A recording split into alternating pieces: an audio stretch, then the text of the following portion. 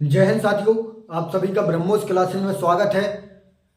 तो चलते हैं दोस्तों, आज बौद्ध धर्म के बारे में पढ़ने वाले हैं। जब आंखों में हार मान ली या मंजिल को अपना मान लिया, तो मुश्किल क्या आसान किया, जब ठान लिया तो ठान लिया। चलते हैं दोस्तों, मैं और तुम दोनों मिलकर मेहनत करते हैं पेपर की एग्जाम की खोपड़ी में छेद करने के लिए दोस्तों। तो चलते हैं दोस्तों, जमकर मेहनत कीजिए दोस्तों। इस बार 2025 में आपको सिलेक्शन लेना है। ग्रुप डी भर्ती आपके सामने है, एसएससी जीडी भर्ती आपके सामने है। तो चलते हैं दोस्तों, जमकर मेहनत करते हैं मैं और तुम दोनों मिलकर। तो हेडिंग डालो दोस्तों, बौद्ध धर्म के बारे में पढ़ने वाले हैं आज। हेडिंग डालो दोस्तों, बौद्ध धर्म।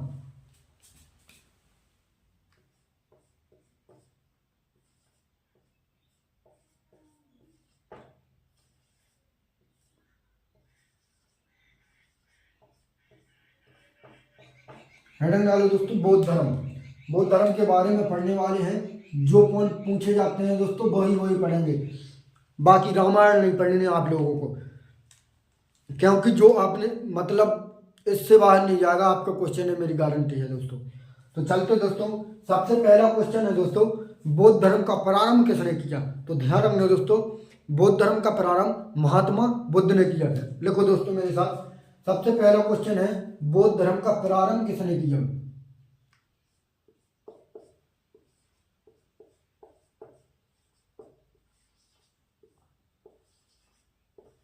बौद्ध धर्म का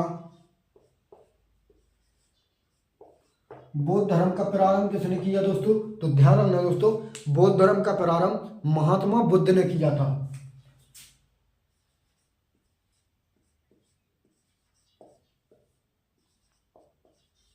बौद्ध धर्म का प्रारंभ महात्मा बुद्ध ने किया था। ध्यान रखना दोस्तों, अगर आपसे पूछे दोस्तों महात्मा बुद्ध के बचपन का नाम क्या था, तो ध्यान रखना दोस्तों, ये बचपन का नाम इनका सिद्धार्थ था। इनके बचपन का नाम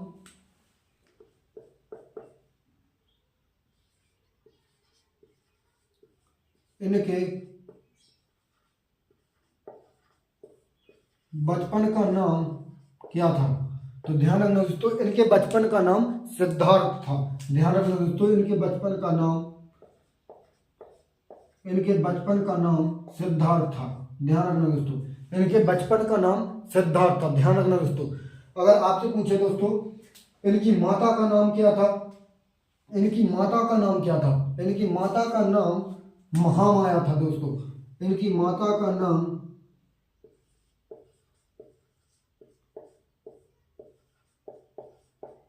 इनकी माता का नाम क्या था दोस्तों। तो ध्यान रखना दोस्तों, इनकी माता का नाम महामाया था। और महामाया किस वंश से संबंधित थी। तो ध्यान रखना दोस्तों, महामाया ग्वालिय वंश से संबंधित थी। महामाया महामाया इनकी माता का नाम था। अगर आपसे पूछे दोस्तों कि महामाया किस वंश से संबंधित थी, तो ध्यान रखना दोस्तों, एक ग्वालिय वंश से संबंधित थी। महामाया जे ग्वालिय वंश से संबंधित थी। महामाया ग्वालिय वंश से संबंधित थी। ध्यान रखना दोस्तों, इनके पिता का नाम पूछे अगर आपसे, महात्मा बुद्ध के पिता का नाम पूछे दोस्तों, तो इनके पिता का नाम शुद्धोधन था। अगर आपसे पूछे दोस्तों इनके पिता का नाम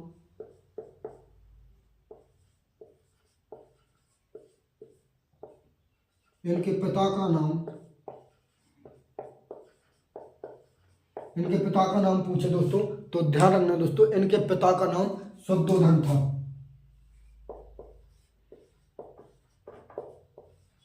इनके पिता का नाम क्या था दोस्तों। तो इनके पिता का नाम शुद्धोधन था। ध्यान रखना दोस्तों, इनके पिता का नाम शुद्धोधन था। अगर आपसे पूछे दोस्तों जो महात्मा बुद्ध है इनका जन्म कब कब हुआ था, तो इनका जन्म है, लिखो दोस्तों, इनका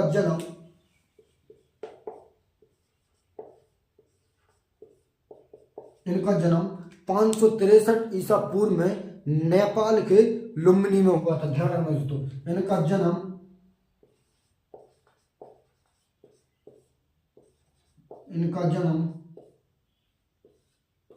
563 ईसा पूर्व में नेपाल के लुम्बिनी में हुआ था। नेपाल के लुम्बिनी में हुआ था। ध्यान रखना दोस्तों, इनका जन्म 563 ईसा पूर्व में नेपाल के लुम्बिनी में हुआ था। ध्यान रखना दोस्तों, इनका जन्म 563 ईसा पूर्व में नेपाल के लुम्बिनी में हुआ था। अगर आपसे पूछे दोस्तों, जो महात्मा बुद्ध है इनका जन्म महामाया इनकी माता थी।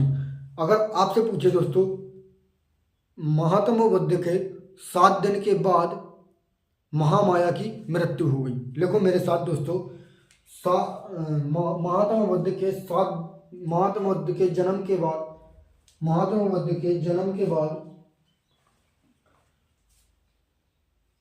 लिखो दोस्तों मेरे साथ, महात्मा बुद्ध के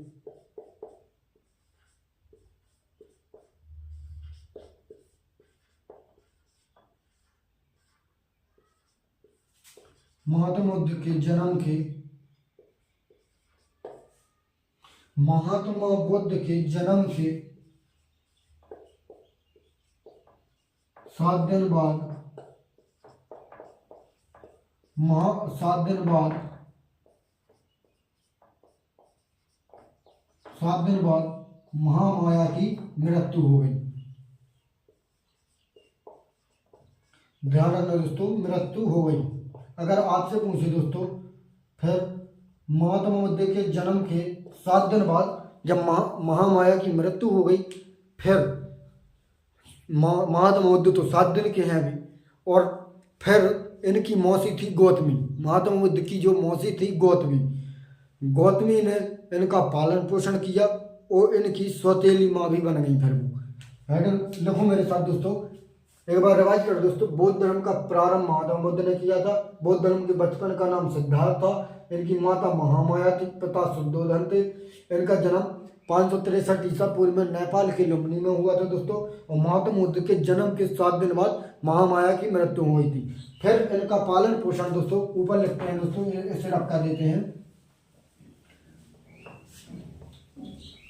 फिर दोस्तों इनका पालन पोषण, फिर दोस्तों इनका पालन पोषण, महात्मा बुद्ध का पालन पोषण, लिखो मेरे साथ दोस्तों।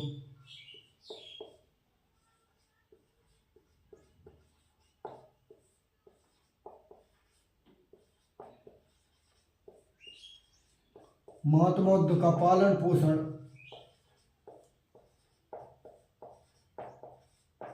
महात्मा बुद्ध का पालन पोषण इनकी मौसी, इनकी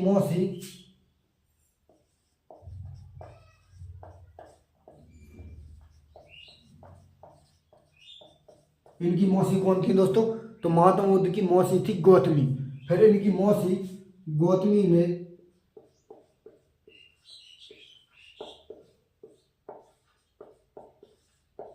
ने इनका पालन पोषण किया। ध्यान रखो दोस्तों, फिर इनकी मौसी गौतमी ने इनका पालन पोषण किया। ध्यान रखना दोस्तों। और आपसे पूछे दोस्तों, जो इनकी गौतमी थी, फिर इनकी गौतमी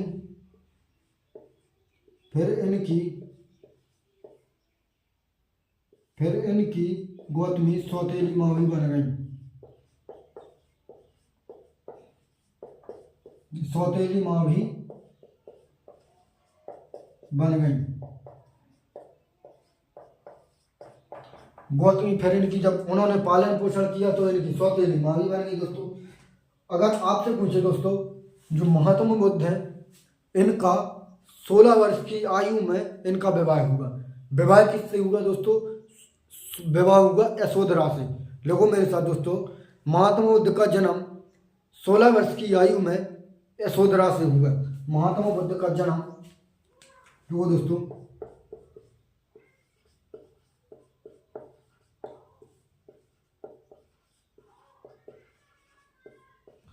महात्मा बुद्ध का जन्म 16 वर्ष की आयु में, 16 वर्ष की आयु में यशोधरा से होगा। 16 वर्ष की आयु में किससे हुआ? यशोधरा से हुआ। यशोधरा से इनका विवाह होगा दोस्तों। 16 वर्ष की आयु में यशोधरा से विवाह होगा।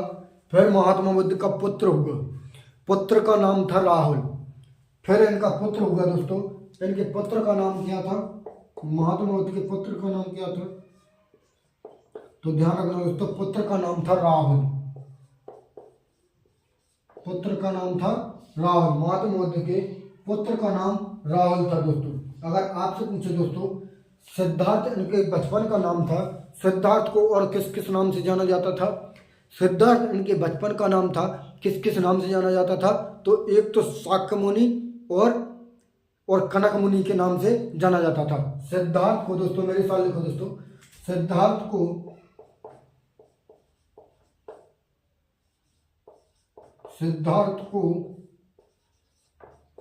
कनक मुनि,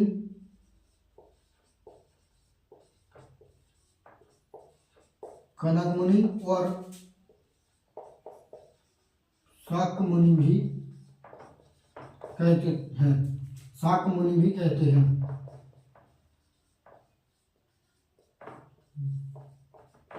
दोस्तों कनक मुनि और शाक्य मुनि इन्हीं को कहते हैं, सिद्धार्थ को। सिद्धार्थ को कनक मुनि और शाक्य मुनि भी कहते हैं। अगर आपसे पूछे दोस्तों, एशिया का ज्योतिपुंज किसे कहा जाता है, अगर आपसे पूछे दोस्तों एशिया का ज्योतिपुंज किसे कहा जाता है, तो लिखो दोस्तों मेरे साथ, इन्हीं को कहा जाता है, महात्मा बुद्ध को। इन्हें एशिया का ज्योतिपुंज भी कहा जाता है, इन्हें एशिया का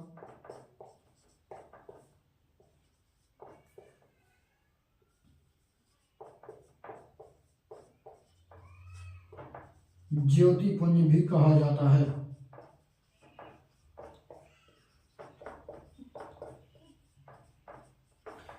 एशिया का ज्योतिपुंज भी इन्हीं को कहा जाता है। एक बार रब करते हैं, रिवीजन करते हैं दोस्तों, फिर रब कर देते हैं। अगर आपसे पूछे दोस्तों, महात्मा बुद्ध की माता का नाम था महामाया, और इनका 7 दिन बाद महामाया का मृत्यु हो जाती है, 7 दिन बाद इनकी मृत्यु हो जाती है। फिर महात्मा बुद्ध का पालन पोषण इनकी मौसी गौतमी ने किया था, और गौतमी इनकी सौतेली माँ भी बन गई थी। जब पालन पोषण किया दोस्तों, तो इनका सौतेली माँ भी बन गई थी दोस्तों।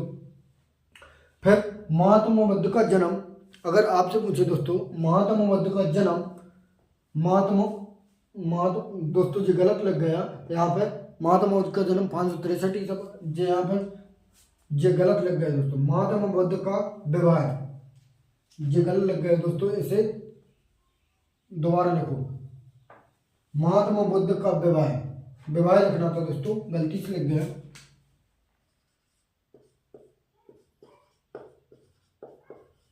महात्मा बुद्ध का विवाह 16 वर्ष की आयु में यशोधरा से हुआ था। फिर इनका पुत्र राहुल हुआ दोस्तों, और राहुल और सिद्धार्थ को 2 नाम से जानते थे, एक कनक मुनि, एक शाक्य मुनि के नाम से सिद्धार्थ को जानते थे। अगर आपसे पूछे दोस्तों,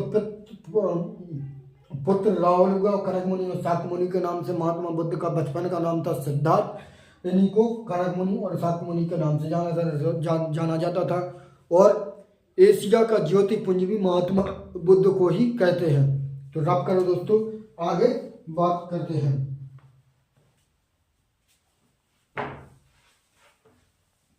अगर आपसे पूछे, फिर इन्होंने महात्मा बुद्ध ने दोस्तों 29 वर्ष की आयु में अपना गृह त्याग लिया।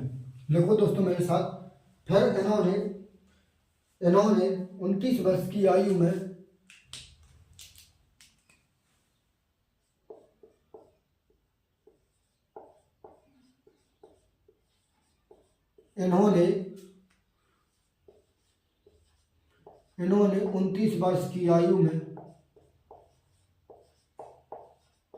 इन्होंने 29 वर्ष की आयु में अपना गृह त्याग दिया। इन्होंने 29 वर्ष की आयु में अपना गृह त्याग दिया,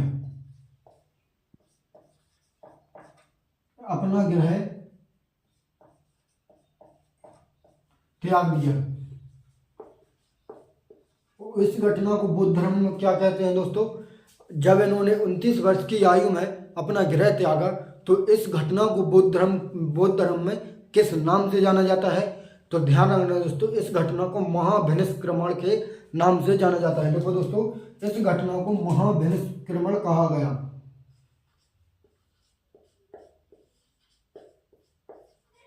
महाभिनिष्क्रमण कहा गया। इस घटना को दोस्तों महाभिनिष्क्रमण कहा गया।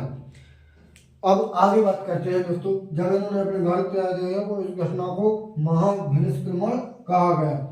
फिर इन्होंने दोस्तों महात्मा बुद्ध ने इन्होंने लिखो दोस्तों, फिर इन्होंने अलार कलाम से सांख्य दर्शन, अलार कलाम से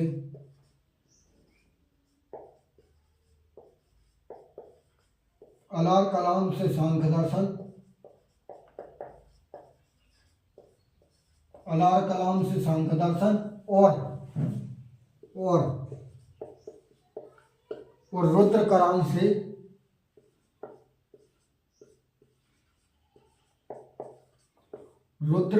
से योग दर्शन की शिक्षा ग्रहण की। रुद्र कलाम से योग दर्शन की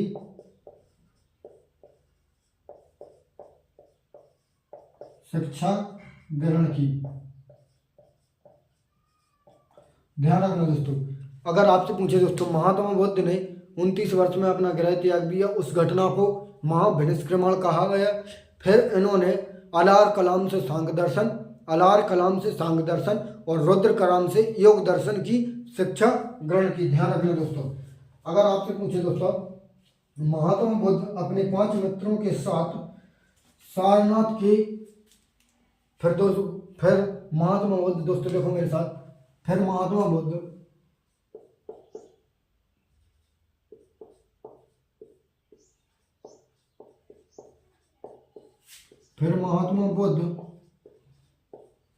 अपने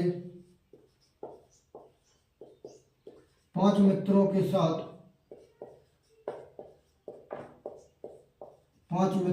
साथ सारनाथ में, 5 मित्रों के साथ दोस्तों सारनाथ के मृगदाब वन में,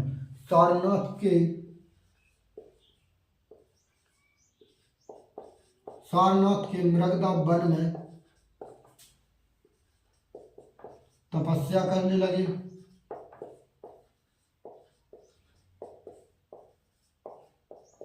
सारनाथ के मृगदाब वन में दोस्तों तपस्या करने लगे और इन्होंने 6 वर्ष तक कठोर तपस्या की।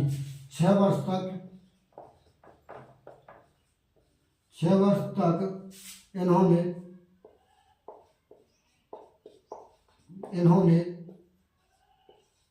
कठोर तपस्या की।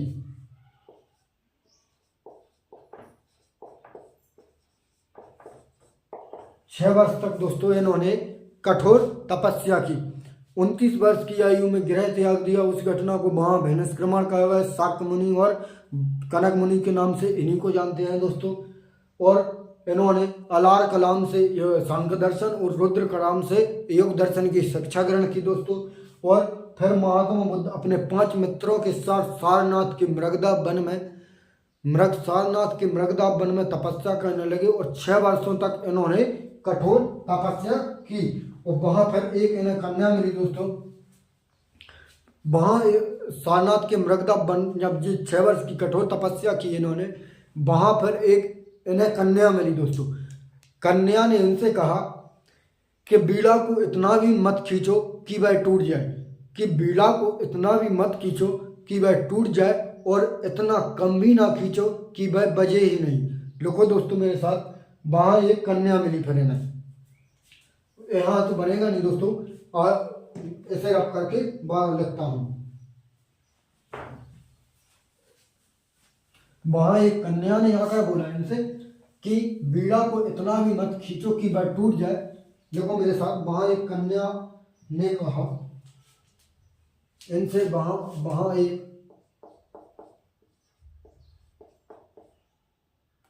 एक कन्या ने कहा, वहां एक कन्या ने इनसे कहा कि बेड़ा को इतना भी मत खींचो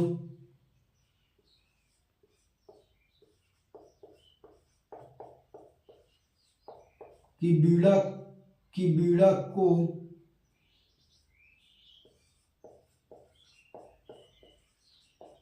इतना भी मत खींचो कि वह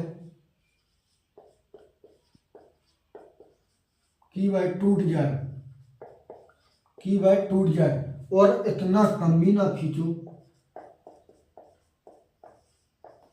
और इतना कम भी मत खींचो कि वह बजे ही नहीं। ध्यान रखना दोस्तों, कन्या ने इनसे कहा महात्मा बुद्ध से कि बीड़ा को इतना भी मत खींचो कि वह टूट जाए और इतना कम भी मत खींचो कि वह बजे नहीं। तो ध्यान रखना दोस्तों, एक उस लड़की ने कहा, उनसे कन्या मिली जो एक उनसे कहा, और इस बात को सुनकर महात्मा बुद्ध सारनाथ से गया चले गए। इस बात को सुनकर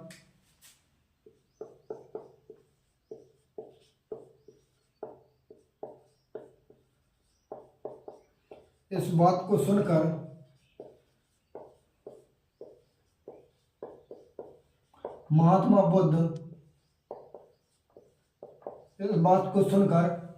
बुद्ध सारनाथ से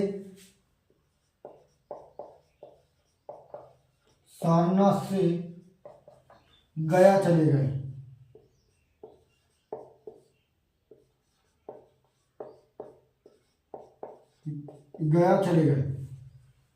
इस बात जो कन्या ने उनसे कहा कि बीड़ा को इतना मत खींचो कि वह टूट जाए और इतना कम भी मत खींचो कि वह बजे ही नहीं।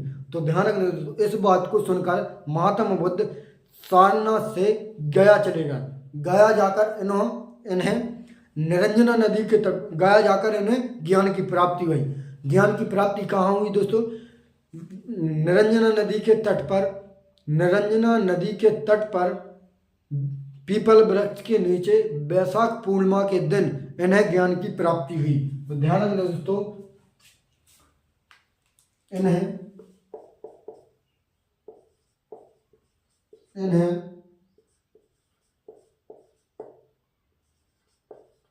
निरंजना नदी के तट पर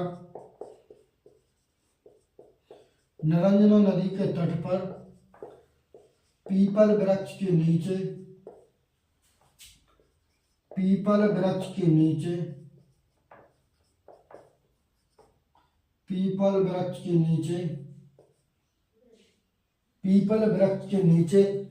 और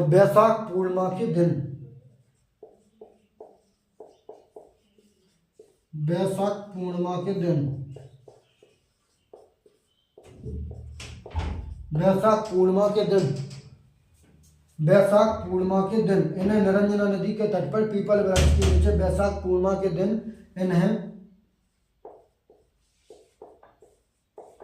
ज्ञान की प्राप्ति हुई। और इस ज्ञान की प्राप्ति को क्या कहा गया? तो इस ज्ञान की प्राप्ति को क्या कहा गया दोस्तों? तो ध्यान रखना दोस्तों, इस ज्ञान की प्राप्ति हुई वैशाख पूर्णिमा के दिन इन्हें ज्ञान की प्राप्ति हुई।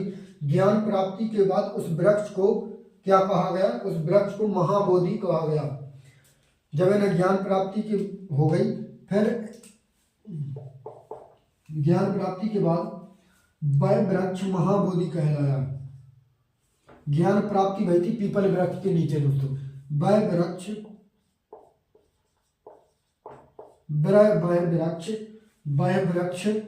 महाबोधि कहलाया। वह वृक्ष क्या कहलाया दोस्तों? तो वह वृक्ष महाबोधि कहलाया। और उस स्थान को नाम किया गया, उस स्थान का नाम क्या था? तो बोध गया उस स्थान को कहा है। उस स्थान को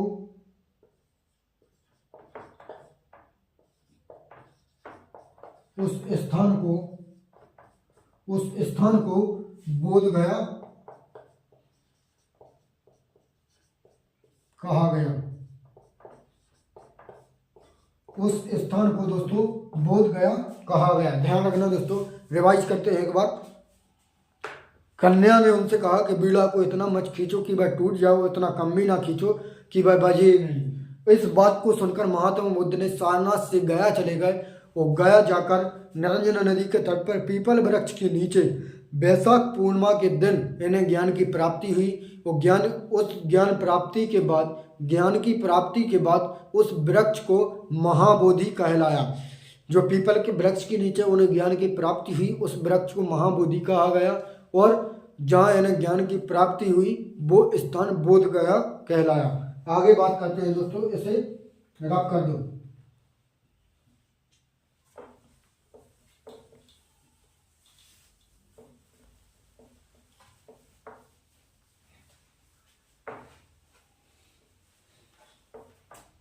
और इन्होंने बुद्ध का शाब्दिक अर्थ क्या होता है दोस्तों?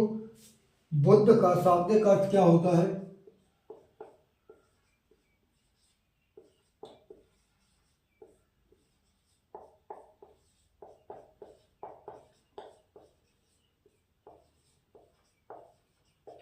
बुद्ध का शाब्दिक अर्थ क्या होता है दोस्तों? तो बुद्ध का शाब्दिक अर्थ होता है दोस्तों क्या? ज्ञान संपन्न व्यक्ति होता है। बुद्ध का शाब्दिक अर्थ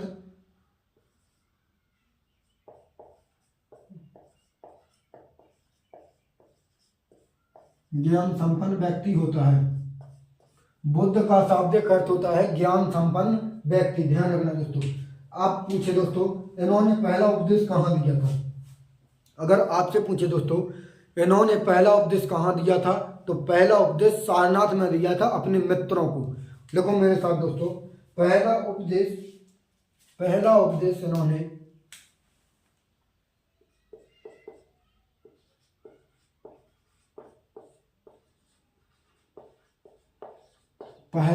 इन्होंने सारनाथ में दिया था अपने मित्रों को।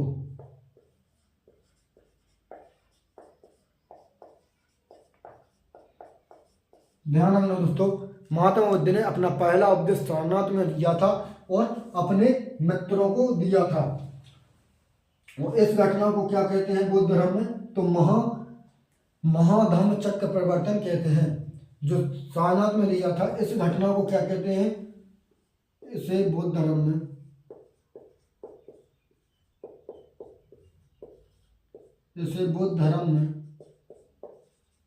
क्या कहते हैं? तो इसे महाधम्म चक्र प्रवर्तन कहते हैं। महाधम्म चक्र प्रवर्तन कहते हैं। महाधम्म चक्र प्रवर्तन कहते हैं। इस घटना को इन्होंने पहला उपदेश सारनाथ में दिया था अपने मित्रों को। इस घटना को क्या कहते हैं दोस्तों? तो महाधम्म चक्र प्रवर्तन इस घटना को कहते हैं। अगर आपसे पूछे दोस्तों सर्वाधिक उपदेश इन्होंने कहाँ दिए थे? सर्वाधिक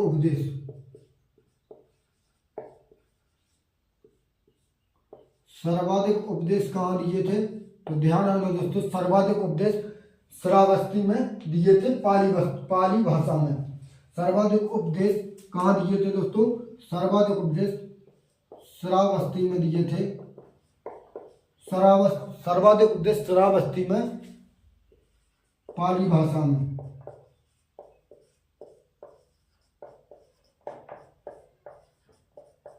ध्यान रखना दोस्तों, पाली भाषा में उपदेश दिए तो सर्वाधिक उपदेश श्रावस्ती में दिए थे। ध्यान रखना दोस्तों। अगर आपसे पूछे दोस्तों महात्मा बुद्ध के सबसे प्रिय शिष्य कौन थे? इनके सबसे प्रिय शिष्य कौन थे? इनके सबसे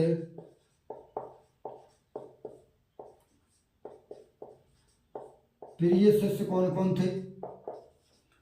इनके सबसे प्रिय शिष्य कौन कौन थे दोस्तों? तो आनंद और उपाली थे। ध्यान रखना दोस्तों, इनके सबसे प्रिय शिष्य आनंद और उपाली थे। आनंद और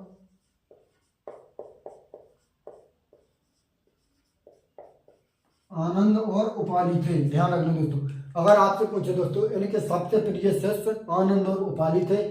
सर्वाधिक उपदेश श्रावस्ती में दिए थे, पाली भाषा में दिए थे। ध्यान रखना दोस्तों, अगर आपसे पूछे दोस्तों बौद्ध धर्म को अपनाने वाली पहली महिला कौन थी? बौद्ध धर्म को अपनाने वाली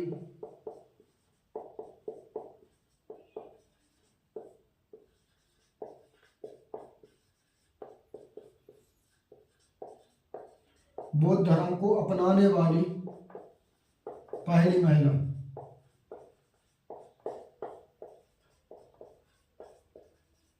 कौन थी? तो ध्यान रखना दोस्तों, बौद्ध धर्म को अपनाने वाली पहली महिला वो थी गौतमी। इनकी मौसी थी जो गौतमी, इनकी मौसी गौतमी थी।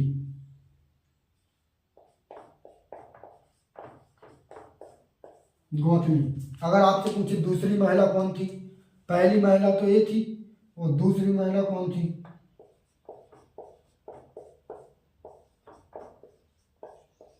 दूसरी महिला कौन थी? तो ध्यान रखना दोस्तों, बौद्ध धर्म को अपनाने वाली दूसरी महिला आम्रपाली थी।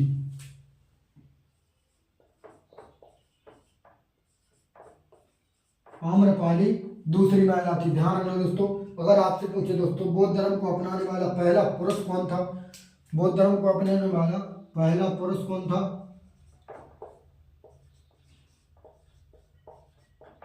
पहला पुरुष कौन था दोस्तों? तो ध्यान रखना दोस्तों, पहला पुरुष कौन था? तपस्सु, तपस्सु और मल्ली था। तपस्सु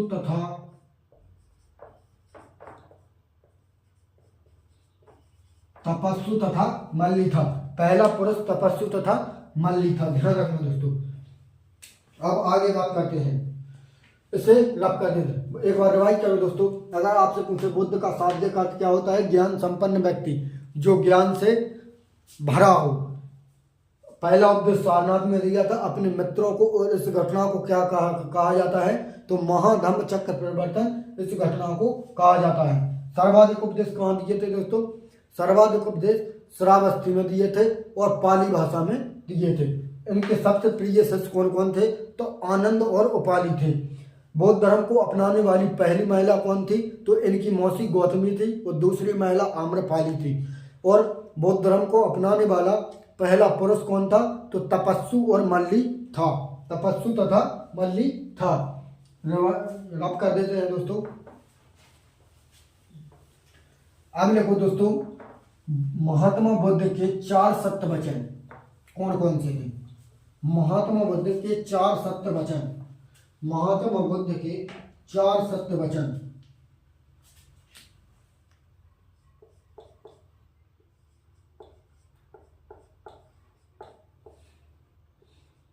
महात्मा बुद्ध के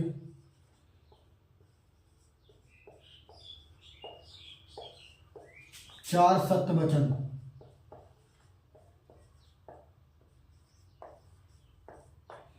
महात्मा बुद्ध के 4 सत्य वचन। तो पहला सत्य वचन कौन है? पहला सत्य वचन कौन सा है दोस्तों? तो संसार दुखों से भरा है। लिखो दोस्तों, पहला सत्य वचन है दोस्तों, पहला सत्य वचन है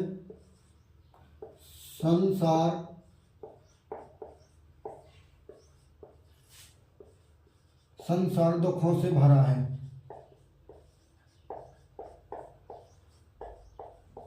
पहला सत्य वचन है दोस्तों, संसार दुखों से भरा है।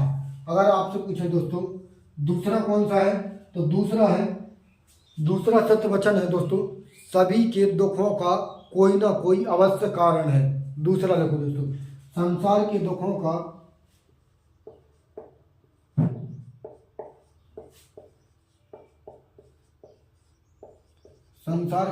का कोई ना कोई अवश्य कारण है।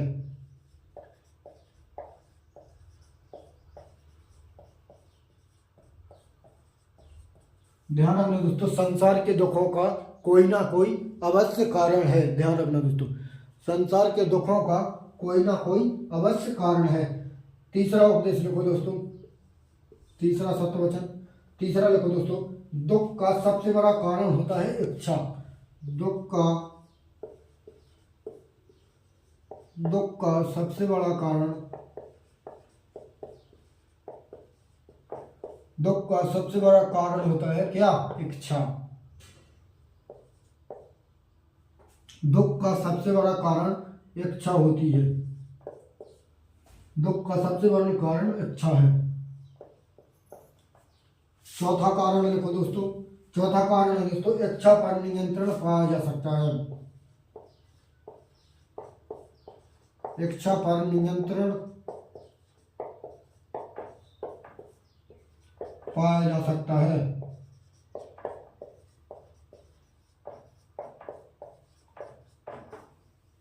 बस दोस्तों आज के लिए इतना ही था। अगली क्लास में फिर से मिलते हैं दोस्तों। इसको पढ़ लेना दोस्तों, इससे बाहर नहीं जाएगा क्वेश्चन आपका। तो चलते हैं दोस्तों, मेहनत करते रहिए अच्छे बढ़िया तरीके से। चलते हैं दोस्तों, जय हिंद साथियों।